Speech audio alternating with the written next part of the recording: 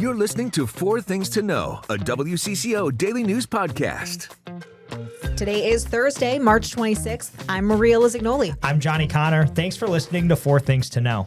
Your top story today. St. Paul police say they're preparing for a rally that could be the biggest they've seen in years. Organizers say they expect more than 100,000 people for a No Kings rally this weekend.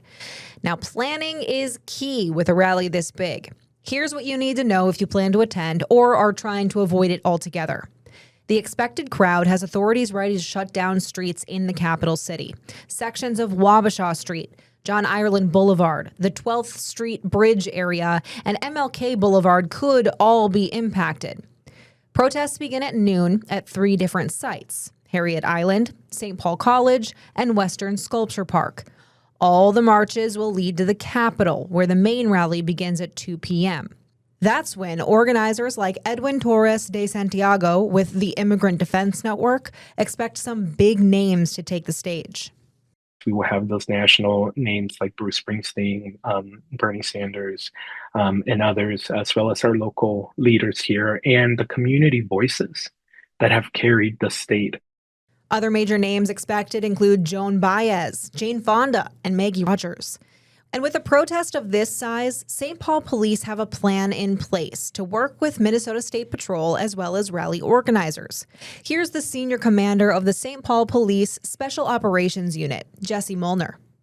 We support their rights, but we also expect them to be lawful. Obviously, our primary responsibility is life safety, but we're also there to protect property, make sure that the city can still continue to function.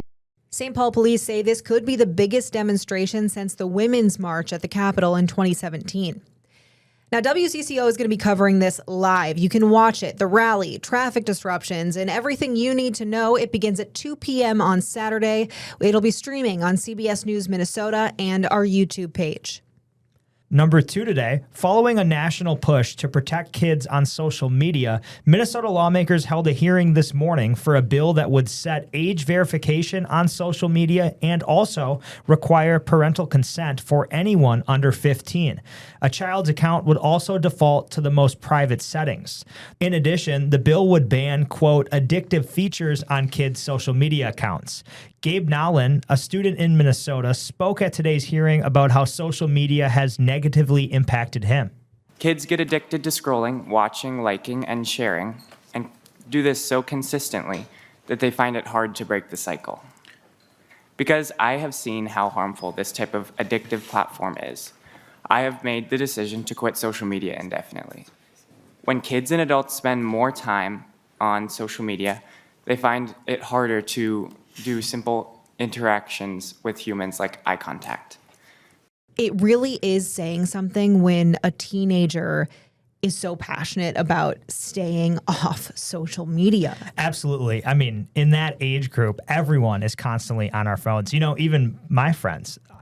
Sometimes you can't get off your phones, like Totally. Gabe said. It's so addicting. And before you know it, like 30 minutes have gone by. Or longer. Or, yeah. Because it's like that infinite scrolling. It never tells you to stop. And then it auto plays videos where you just stay on it. And it really is addictive. And like Gabe said, he's like, in this age where we're trying to connect online, more and more people are feeling disconnected in real life. Yeah, he said it just is taking away from actual human connection. Yeah. You know, we're doing that through our fingertips now, which is not real. And again, I think there are great qualities of social media. You can connect with people long distance, people you don't stay in touch with, but you see, you know, they just got married. Things like that is Right. great. But every day, all the time, not good. And Johnny, you have personal, I guess, experience with this. You are one of the few Gen Z people that I know that doesn't have social media. Yeah, Why? All I have is X, and that's probably not great either because I'm on that too much. But like Instagram, I don't know. I stay in touch with the people I want to stay in touch with, like texting, phone calling, seeing them in person. Otherwise, I just slide into the cycle like Gabe talked about where I can't get off it. And these are for people that, again, good people. But if I'm not in touch with them, like closely right now, why am I wasting my time on it? Right. That's how I view it. I mean, I think it's a really healthy way to view it because I even get stuck in these loops of, Even looking at products that I don't need, I'm getting pushed these new makeup products or clothing or whatever, and I don't need any of it. And the only reason I'm seeing it is because of social media. Absolutely. Too. So it's that aspect of it as well it's overwhelming. We'll see where this goes at the Minnesota Capitol, and you can look for updates tonight on WCCO on air and online. Now to your third thing to know today. Earlier this month, you may have seen the story on WCCO about two Minnesota friends stranded in Dubai during the war with Iran. After nearly 2 weeks of trial and error, they've since returned. Frankie McLister sat down with the two, Anna Rickert and Laura Van Zandt. They're grateful to be back on American soil. It was a stressful time for Anna and Laura, who were both traveling to Sri Lanka and decided to spend the weekend in Dubai on the way there. It was that weekend that they landed in the UAE and war struck the region. Now, the United Arab Emirates was one of the 14 Middle Eastern countries the U.S. State Department urged Americans to leave due to, quote, serious safety risks. Now, the two landed the day before the war began on February 27th and got back here to the Twin Cities on March 13th. They say that despite feeling safe for the most part, they did hear a loud boom at one point and witnessed objects in the sky that they weren't used to. Yeah, I mean, it was such a relief to be back in the U.S. I will say I felt actually when we touched down in MSP, like I did start like tearing up. First few days I had to keep like touching things and grounding myself just to be like, you're at home, you're fine, and yeah, I can just recover now. Now, for them to get back, it took days and days of canceled flights and the promise of a charter flight that was from the U.S. State Department that they actually couldn't end up getting on in the long run. Number 4, a devastating house fire claimed the lives of a mother and her 3 children this weekend. That mother, Jessie Piece, was known for her work with the Minnesota Wild. Minnesota Wild and Frost in-game host Kirsten Kroll returned to Grand Casino Arena for the first time since the death of her friend, who she says was like a big sister. Kroll says Piece was always willing to help her out. The two joined forces on the Bar Down Beauties podcast, discussing all things Wild and hockey. Their last show was just last week. Anytime I was anxious, stressed, mad, upset, anything, if something big happened, she was there. A public visitation will be held this Sunday at Muller Memorial in White Bear Lake for Jessie and her 3 kids. An online fundraiser for Pierce's husband, Mike, has also now raised more than $200,000. And we know police and fire experts in White Bear Lake haven't explicitly said what caused this fire that killed Jessie, but as of right now, they said this fire does not look like it was set intentionally. So they're still going on with the investigation. Those are the 4 things to know today. Now let's check in on our next weather forecast. Next weather meteorologist Adam Del Rosso checking in things on the chilly side as we get ready to wrap up the work week. Overnight tonight, temperatures will be falling through the 30s and into the upper 20s to kick off our Friday. We'll have a couple of clouds passing on by as well, but it'll be a fairly dry day.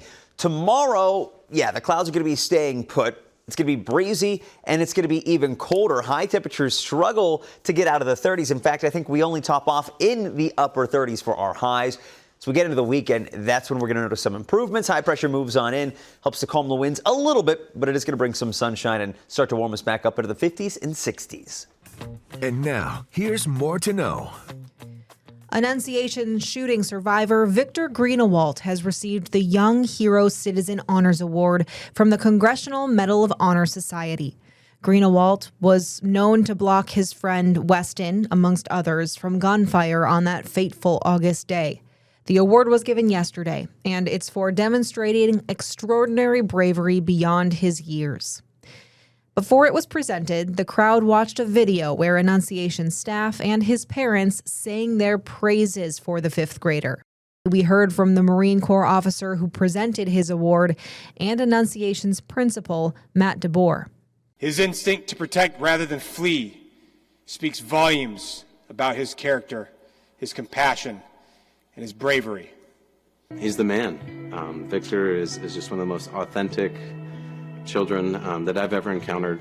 The event was held in Washington, D.C. It fell on both Medal of Honor Day and the Feast of the Annunciation for Catholics.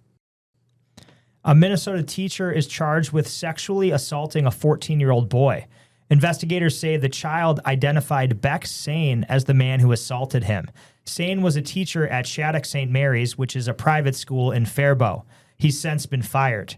The child told police he met Sane through an app and they communicated on social media. Sane is out on bond and due in court in June. A big change at the state capitol means senators can bring their children on the chamber floor. We've been following this story, and now the Minnesota Senate approved a rule change. DFL Senator Claire Umu Verbaten was asked to take her infant son Leo off the Senate floor earlier this month because he wasn't allowed. So she joined forces with GOP Senator Julia Coleman and other members with young children to push for change. This allows kids to come on the chamber floor with their parents and to have milk or formula if leaders give the okay. After a lengthy debate, it passed with broad bipartisan support. Here's Senator Coleman. This rule won't impact me. I would not subject this chamber to the 3 little munchkins I have running around, and they're old enough to be out there. But this is about planting seeds for trees for the future parents coming after me to sit under. The final vote was 41-25. Opponents argued there were other ways they could have accommodated parents, like having a special room for them and their kids without going this far. But it is worth noting how incredibly fast this change was able to happen and pass. For reference, it took 10 years of discussion before the Senate finally allowed members to drink water on the floor. Water, Johnny, 10 years. Wow. Government for you. Who'd have Truly predicted remarkable, that? though, that it was less than a couple weeks for this to go from issue to passing. Tomorrow is the last day to donate to the Salvation Army's annual Meals for Minnesota food drive. You can donate money online or bring non-perishable foods to the Warner's Stellion on Snelling and Larpenteur in St. Paul. Now, they'll be accepting donations tomorrow from 10 until noon, and Vikings legend John Randall will also be there at that time to meet donors. So you can meet Randall, donate some food, and you can learn more about the food drive at wcco.com/meals4mn. Great cause to donate. Minnesota's largest animal is under careful surveillance by the Department of Natural Resources. We're talking about moose. The population's at risk, so the state keeps a close eye on them. Minnesota has about 4,400 moose. That's about half of what the state had in 2009. The DNR says the population is relatively stable right now, but some of the risk factors the DNR are keeping track of include climate change, parasites, habitat loss, and predator impacts on calf survival. Maria, I've actually seen a moose in person my first trip to the Boundary Waters. I knew you were going to say Boundary Waters. I guess Yes. that's pretty typical there. Absolutely. It was so cool. This moose, probably like 200 yards away, was just literally wading across the water, like kind of swimming, but like they're so tall and huge. So like just jumping across the water. And it was so cool. And I didn't know that that's how little moose we had. 4,400. Yeah, that's truly not a lot. And like this said, half of what we had in the last nearly 20 years. Kind of scary. I've never seen a moose in Minnesota, but that'd be kind of cool. It was so cool. I bet. It was really cool. Boundary Waters is the best. Let's talk sports. Baseball is back. Yeah. The Twins open up their season this afternoon. They're in Baltimore. The Twins home opener is a week from tomorrow. That's Friday, April 3rd. And new this year in the MLB, it's a new challenge system that uses robotic umpires. The pitcher, catcher, or hitter can challenge an umpire's call immediately after a pitch by just tapping their head. Each team gets 2 challenges a game, and if they win, they keep the challenge. But if the ump's call is confirmed, they lose one. I'm assuming it's tapping their own head, but I'm just picturing them going over and tapping the ump's head when they want to call. So condescending to the umpire. Okay, so they can challenge the umpire's call by tapping their own head. That's okay. Interesting. Yeah, we're going to see how it goes. I mean, a lot of baseball fans get mad because umpires, they're humans too, Totally, right? totally. So they're going to make mistakes just like the players will make errors in the field. Mm-hmm. But it'll be interesting. As long as it doesn't slow the game down too much, that's True. all I really care about. But the manager of the LA Dodgers, Dave Roberts, says he's actually a big fan. I think it makes the game better. Players now have to have skin in the game. If they want to complain about a call, they can challenge it. And Maria, the system, it's been tested and refined in the minor leagues since 2022. Players are right about half the time, but catchers are actually the most accurate. I guess that makes sense. They're right there. They really there. see it. Yeah. Interesting. Yeah, maybe we'll see it today in the Twins game. Okay. While they're back in action tonight, they're in Florida still. They're taking on the Panthers tonight.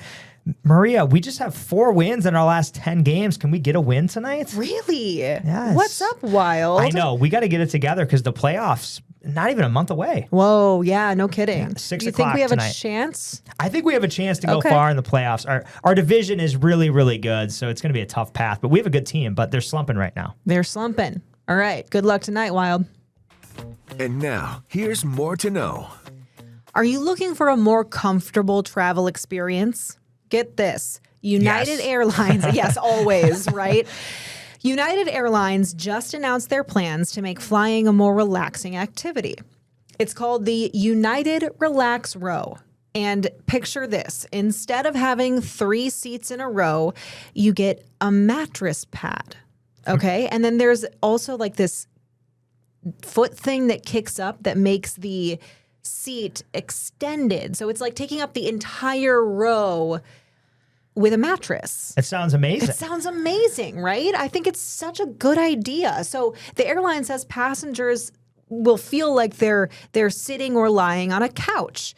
And they also get you like extra blankets and pillows and stuff, which is cool. But, you know, United says this economy section option is perfect for families with kids, solo travelers trying to just stretch out, or couples looking for some extra space.